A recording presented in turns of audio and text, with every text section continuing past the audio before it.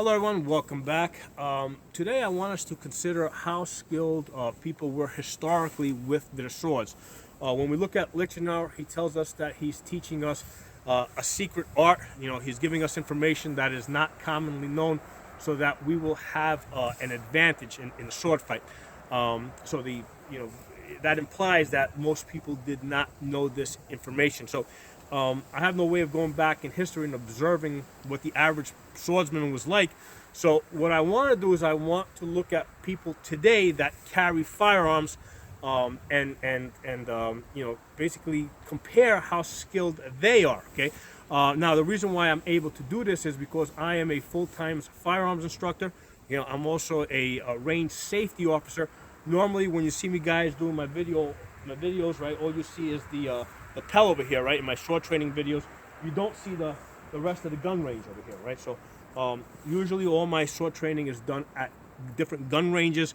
What I'm usually people are coming to me for gun training, and then I'm able to sell them sword training on top of that. Okay, so that's where I get most of my my sword training students from. Okay, the people that I have observed at different gun ranges, and I've been doing this since 2008.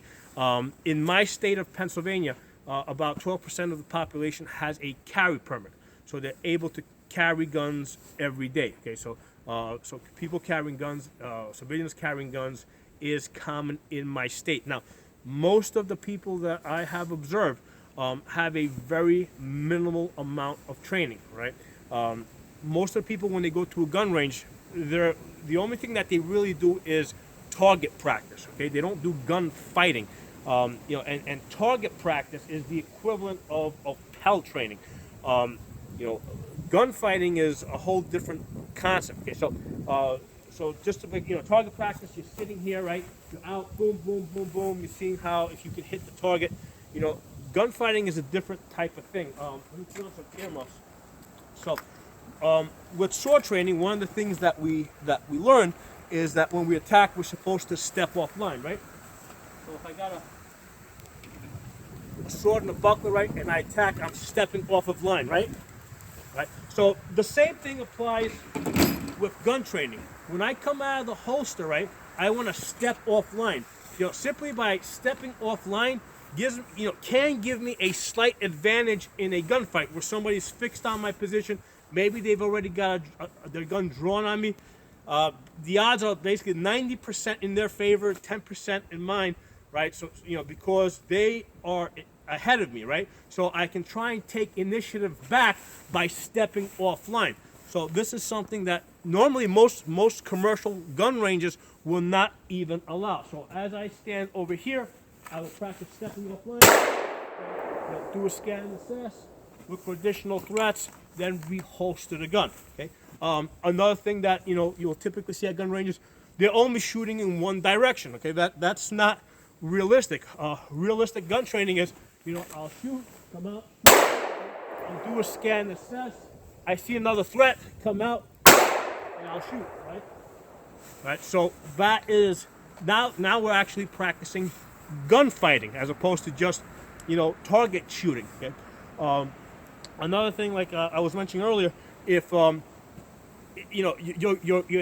two hands, if you're gonna hold the gun one-handed because you're grappling or something, they're always on two different planes. So if somebody's striking me, right, and gunfighting at grappling range can be a very common thing, because if somebody wants to threaten you or actually hurt you, they usually have to get pretty close to you.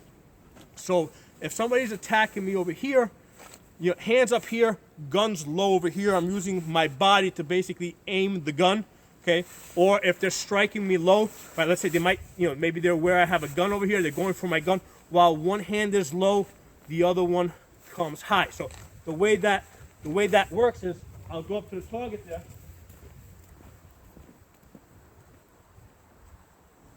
So as I'm being struck here, I practice coming up, okay? Or I practice one hand low, one hand high.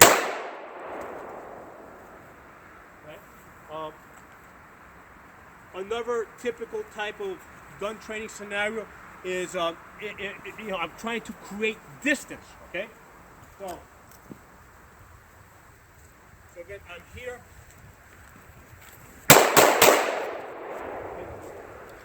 So that is a another realistic gunfighting type of situation.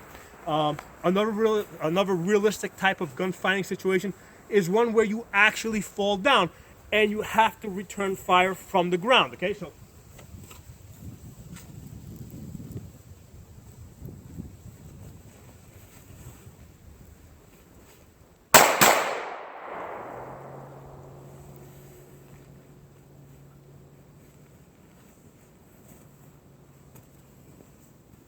Okay, so again, realistic gunfighting scenarios there.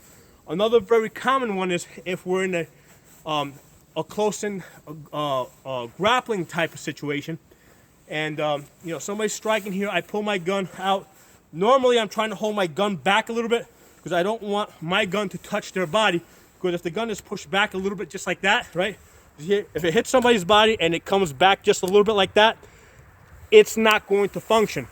So one of the things that I train people and I practice is if the gun gets jammed, you have to do a quick tap and rack to get the gun operational again. So let's practice this. The way I'm going to do that is I'm going to jab the gun into my target, which is going to force a malfunction, which is then going to force me to have to clear the malfunction.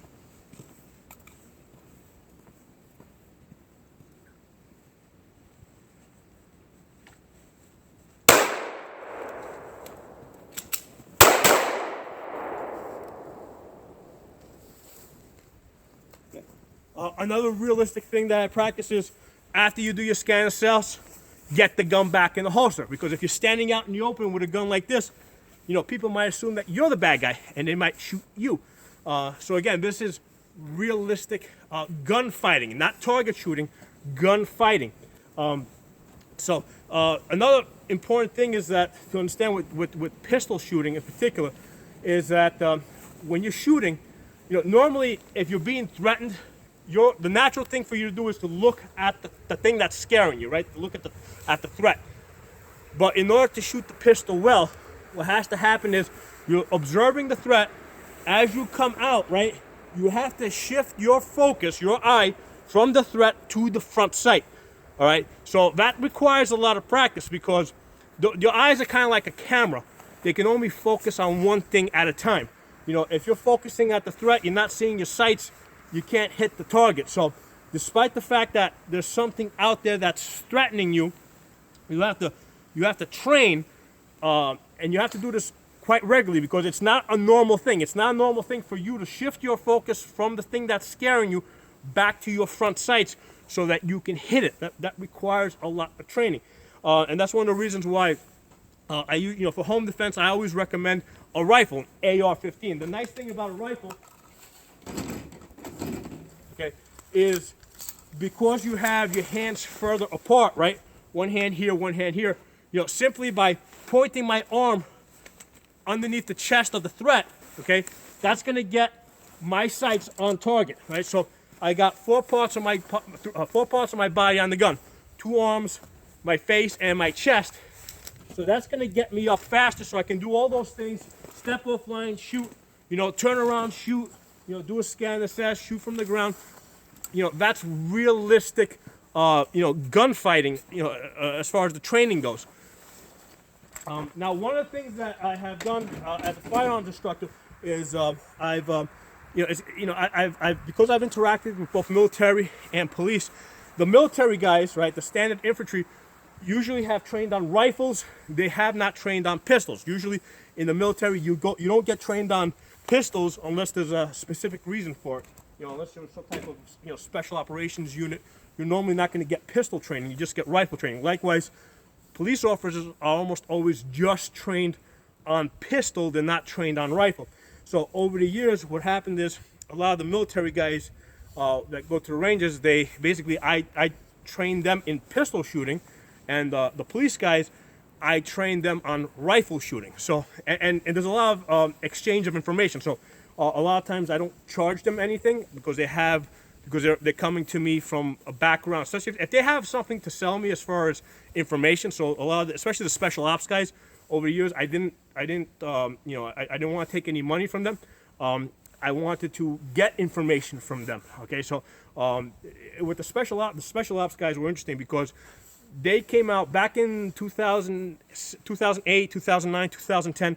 You know, we had already been fighting the war in Iraq and Afghanistan for about 8 years, and they reduced the number of troops over there. So they had a lot of people coming back, looking for jobs. A lot of them were trying to get into law enforcement because there were so many guys that came back. You know, they couldn't possibly hire everybody. So a lot of these guys, they wanted to put something on their resume that would make them stand out. So, you know, I am a civilian instructor, right? I'm a certified, you know, I'm a certified civilian instructor. So what they wanted to do is they wanted to put on their resume that they took civilian gun training courses, which indicated that they knew basically the rules of engagement in the civilian environment in the United States. Okay, because there's always rules of engagement. There's always rules in combat. If you're in a war zone, you know, you don't follow the rules, you can end up court-martialed. You can end up, you know, you can end up a war criminal. Same thing in a civilian environment. There's always rules. If you don't follow the rules, you know, you can end up in jail even though you're just defending yourself. So what a lot of these military guys wanted to do is, in order to build up their resume, they wanted to take my gun safety courses, my civilian gun safety courses, so they can, you know, put on their resume and try to get a job. So I learned a lot from them. I was able to observe them shoot. And usually with the police guys, a lot of the way that usually works is they want to bring their families, you know, their kids to shoot. In New York City in particular, you know, unless you already have a gun permit, they won't let you shoot a gun over there. So they have to take them outside of the city. So basically that's why they come to me. So again, that's why I have access to, you know, lots of different people that shoot guns, that carry guns, that work in that type of environment, and I'm able to see how they shoot. Now, there's a big difference between the guys that did special ops work and the guys that just did, you know, that were just like standard infantry. Okay, one of the things that I have observed with standard infantry, and this is not always, but you know, this is not always the case, but a lot of them when they shoot, they close one eye. So they'll come up, they'll close one eye. So here's the thing: when you're shooting, you want to keep both eyes open. It gives you peripheral vision, gives you depth perception. It's not a natural thing to close your eye if somebody's trying to kill you, right? Because if there's a threat out there, if you're scared, you know, you're going to be like an owl. You want to see as much as possible.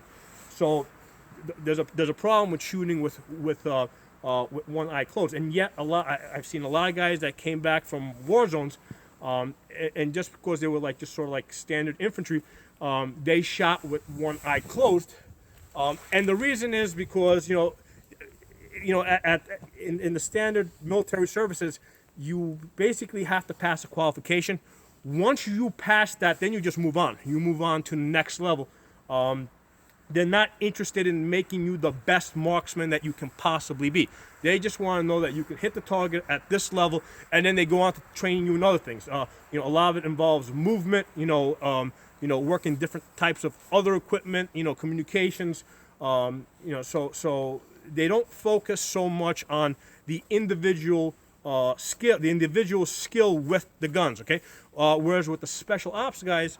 And guys that just did like specialized type of stuff, I saw that there was a much more of an emphasis in the actual use of the gun. Those guys were a lot more conservative, just coming up fast, getting on, or from this position here, snapping out fast and getting on target. So that was a big concern of theirs. That was also that's also a big concern of the guys that do competition shooting. So there's a lot of similarity that I have seen between the special ops guys and the competition shooters. In fact, I've seen interviews of special ops guys that did competition shooting, like 3-gun and stuff like that, because they wanted to be better at their job. So they used competition shooting to improve their shooting skills, because it's a way basically to benchmark themselves and improve upon. So in our society today, let me put this down. As far as people that use guns, carry guns, the competition shooters are by far the best shooters. Okay, so even though it's sport, even, you know, just because they're practicing a specific skill for a specific day, a specific hour, they're really able to focus on that. They're focusing on being able to use that gun in a very specific way. They're usually the best at it, right? And then I've seen a lot of the special ops guys who also do competition shooting, or after they came out, they went into competition shooting. So they see a lot of similarity. Okay, so this isn't stuff. This is basically what they're telling me. And then you have the guys that are like standard military. Basically they just passed their certifications, and then that's it. They just moved on. They weren't, the military was not really interested in developing their shooting skills beyond what was minimally required. Okay, they were more interested in getting the right position. One of the things that they practiced a lot was getting to the ground really fast. Okay, so that's one of the things that came up with the military. You basically, the ground is your friend. So that was a big concern of theirs, getting to the ground as quickly as possible, laying as flat as possible. That's interesting. With the police officers, the ones that I have mostly had involvement with, again, like I said, mostly from New York City. Most of their training is in writing tickets. Okay, that's the thing that makes money over there. That police department over there is basically a taxing agency. It's a revenue creation agent. It's a revenue agency for the city, basically. So most of their training revolves around, writing tickets, making the type of arrests that generate revenue. That's their focus. It's not shooting. They don't. There's no money in shooting people. So that's not what they practice.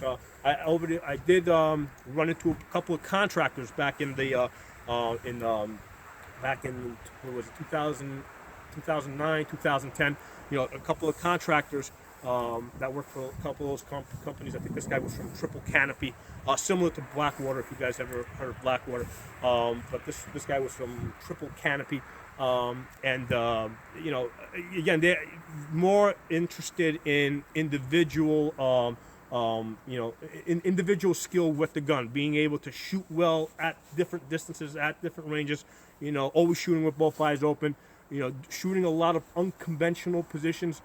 Being able to shoot from inside a car, right? So one of the things that, in close quarters, right? If let's say you're inside a car, so the gun's over here, between your legs or to the side, you got to be able to bring the gun up, shift it to one side, being actually able to shoot like this from inside the car, then being able to, go down, switch hands, come to the other side, and shoot the gun to the other side from inside the car.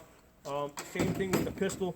If you imagine yourself sitting in a pistol, you come out, if I had the gun on my right side, I can go all the way around to here, but it's kind of, usually when people think about shooting to the right side, they'll usually go one-handed, but most of the special ops guys that I ran into, they'll just switch to the left hand, because now you can just go all the way around. So they're perfectly comfortable shooting left-handed or right-handed.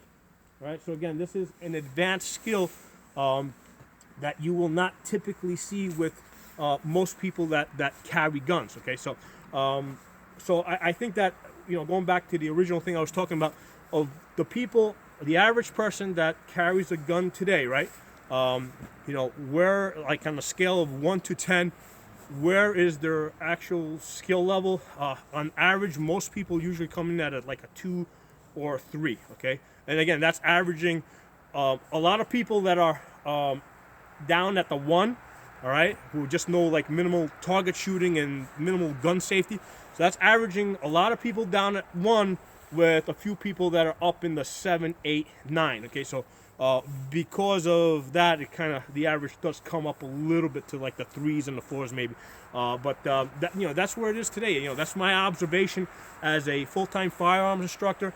And a chief range safety officer. Okay, so I hope you guys enjoyed this video. If you're not a member of the channel, please subscribe. I'll talk to you guys soon.